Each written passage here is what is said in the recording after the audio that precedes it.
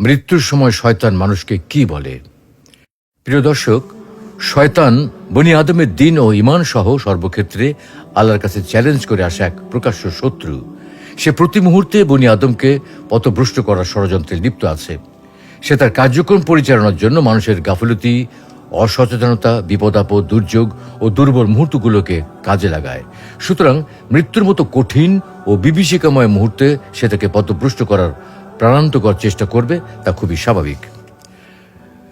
মৃত্যুর পর যেহেতু মানুষকে আর কোনো ধোঁকা দেওয়ার সুযোগ থাকে না, তাই এই সময় শয়তান সর্বশক্তি নিয়োগ করে মানুষকে ঈমান হারা করার চেষ্টা করে।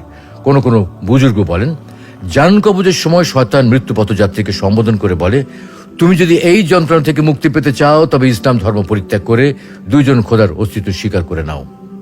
অন্য এক বুজুর্গ বলেন, জান কবজের সময় মুমূর্ষু ব্যক্তি হৃৎপিণ্ডের যন্ত্রণা কাতর ও অস্থির হয়ে যায়। তখন সে পানির তৃষ্ণা অনুভব করে, খুব পিপাসা অনুভব করে।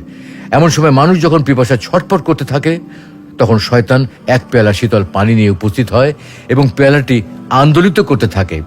অধিকাংশ সময় পিপাসায় কাতর ব্যক্তি ভুলবশত শয়তানের নিকট পানি চায়। উত্তরে শয়তান বলে, তুমি যদি বলো এই বিশ্ব জগতের কোনো প্রতিপালক নেই, তাহলে তোমাকে আমি এই পানি পান করতে দেব। এতে বান্দা যদি কোনো উত্তর না দেয়, তখন শয়তান পুনরায় তার নিকট বসে পানির পেয়ালাটা নাড়াচাড়া করতে থাকে।